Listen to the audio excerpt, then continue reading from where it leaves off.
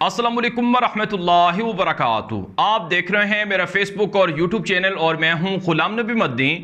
नाज़रीन किराम, एक बड़ी खबर सामने आ रही है कि पाकिस्तान से एक मरतबा फिर पाकिस्तानियों पर मुश्तमिल एक और बड़ा वफद इसराइल गया है और इसराइल के सदर इसहाक हरजोग से मुलाकात की है।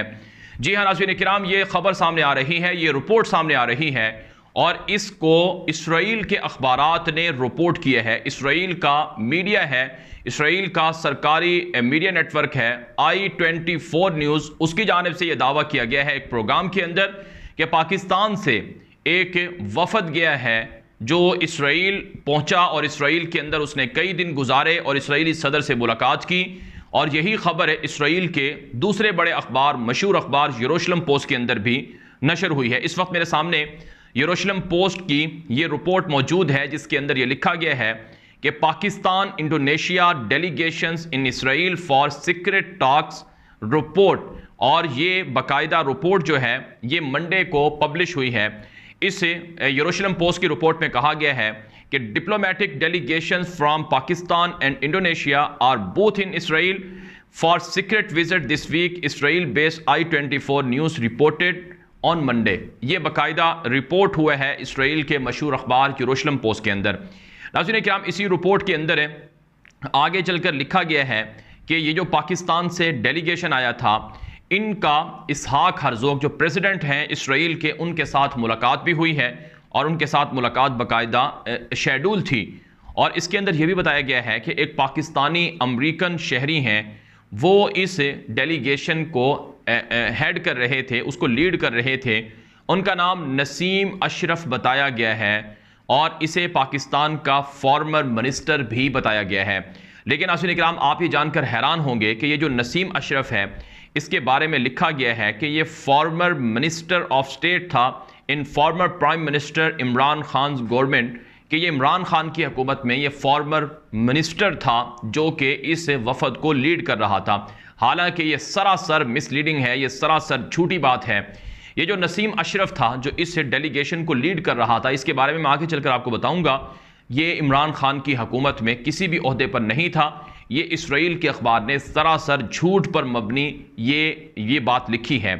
नाज़रीन किराम, इस रिपोर्ट के अंदर यह भी बताया गया है कि इस वफद के अंदर एक सहाफ़ी भी था जो कि पाकिस्तान के बड़े मीडिया नेटवर्क से ताल्लुक़ रखता था।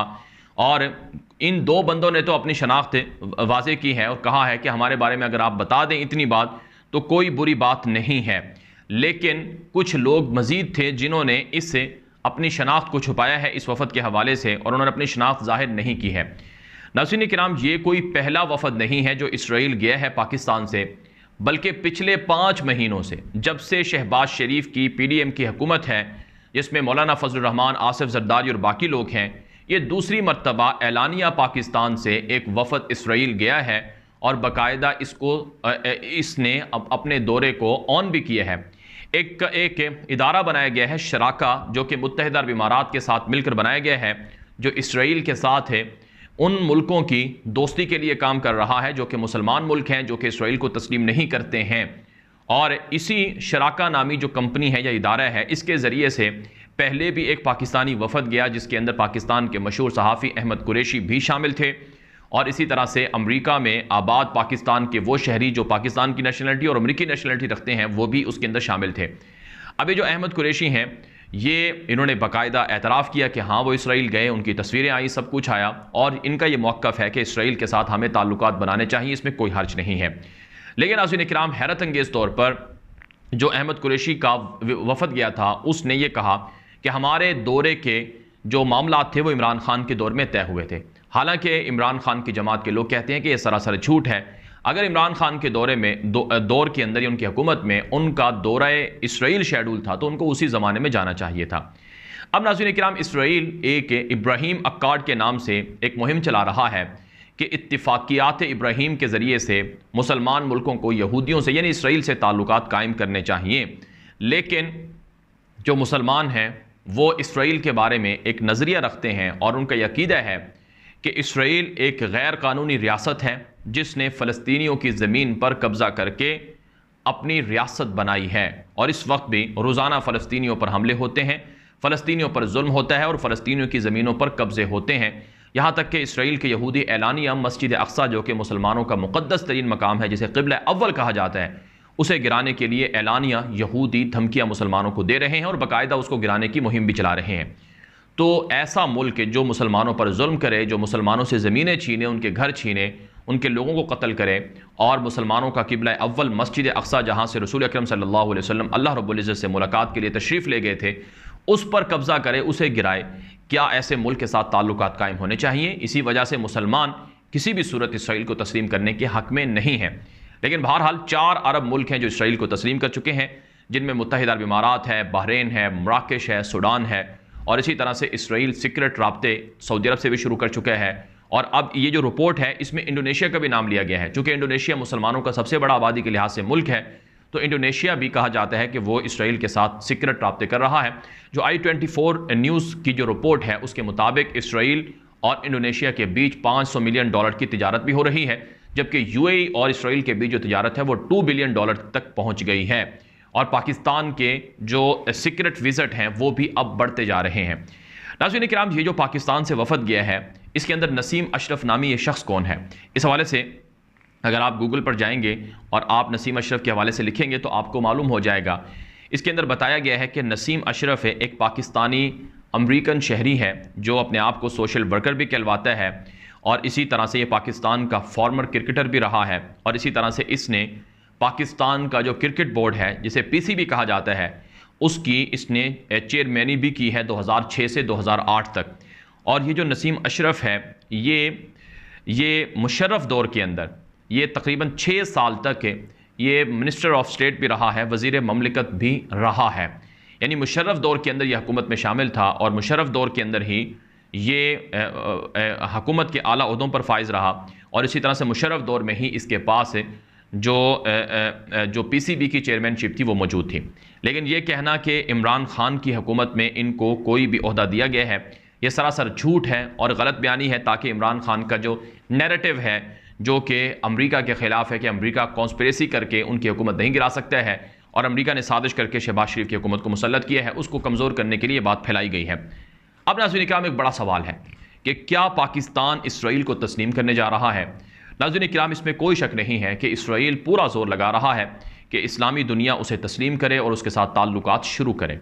और इस मकसद के लिए पाकिस्तान को इमरान खान के दौर में बड़ा प्रेशराइज़ किया गया। डोनाल्ड ट्रंप ने बाकायदा वाशिंगटन बुलाया और ये कहा कि इमरान खान, अगर तुम इसराइल को तस्लीम कर लेते हो तो बदले में पाकिस्तान के सारे कर्जे माफ़ कर दिए जाएंगे, बदले में पाकिस्तान पर डॉलरों की बारिश कर दी जाएगी। लेकिन इमरान खान ने उस दौर में डोनाल्ड ट्रंप को भी इनकार किया और फिर इंटरव्यूज़ के अंदर भी उन्होंने कहा कि चूँकि पाकिस्तान के बानी कायदे आज़म मोहम्मद अली जिन्नाह का वाज़ेह मौक़िफ़ है कि हम इसराइल को तस्लीम नहीं करेंगे और कायदे आज़म बाकायदा जो फ़लस्तीन के मुसलमान थे उनके हक़ के लिए वो मुहिम भी चलाते रहे, काहिरा और बाकी जगहों पर मीटिंग्स और कॉन्फ्रेंस के अंदर अपने वफद भी भेजते रहे। तो इसलिए पाकिस्तान अपने बानी के मौक़िफ़ से पीछे नहीं हटेगा और अगर पाकिस्तान इसराइल को तस्लीम कर लेता है तो फिर पाकिस्तान को मसला कश्मीर भी भुलाना पड़ेगा और कश्मीर के मौक़िफ़ से भी पाकिस्तान को पीछे हटना पड़ेगा। तो ये तो इमरान खान के दौर में था। लेकिन अब हैरत अंगेज़ तौर पर जो मौजूदा शहबाज शरीफ की हुकूमत है ये इसराइल से बड़ी कुर्बतें बढ़ा रही है और हैरत अंगेज़ तौर पर मौलाना फजलुर रहमान ख़ुद इस हुकूमत के मरकज़ी लीडर हैं और मौलाना फजलुर रहमान इमरान खान को यहूदी एजेंट कहते हैं, लेकिन यहूदियों के साथ दोस्ती और ताल्लुकात मौलाना फजलुर रहमान की इस हुकूमत में एलानिया शुरू हुए हैं और बाकायदा वफूद जा रहे हैं। मौलाना फजलुर रहमान इस पर वो खामोश हैं और यही वजह है कि ये एक स्ट्रेटजी होती है, एक हिकमत अमली होती है कि अगर आपने अपने आप पर इल्ज़ाम दूर करना हो तो अपने मुखालिफ के बारे में आप प्रोपेगेंडा शुरू कर दें और इल्ज़ामात लगाना, यानी जो इल्ज़ाम आप पर है वो आप दूसरों पर लगा दें। यानी अब मौलाना फजलुर रहमान और उनकी हुकूमत पर यह इल्ज़ाम है कि वो इसराइल को तस्लीम कर रहे हैं, तो उन्होंने बहुत पहले से ही ये इल्ज़ाम इमरान खान पर लगाना शुरू कर दिया कि हम नहीं तस्लीम कर। हालांकि मौलाना फजलुर रहमान ही की जमात के वो अजमल कादरी थे, उन्होंने इतराफ़ किया था कि उनके दौर में इसराइल एक वफद गया था जिसमें मौलाना फजलुर रहमान की हिमायत भी शामिल थी। तो बहरहाल नाज़रीन किराम, ये बड़े एक अफसोस की बात है कि पाकिस्तान की आवाम को बाईपास करके इसराइल के साथ खुफिया ताल्लुकात शुरू किए जा रहे हैं और खुफिया दोस्ती और राबते बढ़ाए जा रहे हैं, और यही वो ख़तरनाक नताइज हैं रजीम चेंज ऑपरेशन के जो शहबाज शरीफ की हुकूमत को मुसल्लत करने के साथ साथ पाकिस्तान पर मुसल्लत हुए हैं। अगर शहबाज शरीफ की हुकूमत खुदा न खास्ता दोबारा ये बन जाती है, इलेक्शन हो जाते हैं, इनको जिता दिया जाता है, इमरान खान को रास्ते से हटा दिया जाता है, तो फिर याद रखें पाकिस्तान इसराइल को तस्लीम कर लेगा। ये वीडियो आम कर दें। मज़ीद खबरों के लिए आप हमारा यूट्यूब चैनल है जो कि गुलाम नबी मदनी के नाम से है, उसे लाजमी सब्सक्राइब करें, और हमारा फेसबुक पेज है गुलाम नबी मदनी ऑफिशियल, उसे भी लाइक कर लें, फॉलो कर लें। अब तक के लिए इतना ही इजाज़त दीजिए। अस्सलामु अलैकुम व रहमतुल्लाहि व बरकातुहू।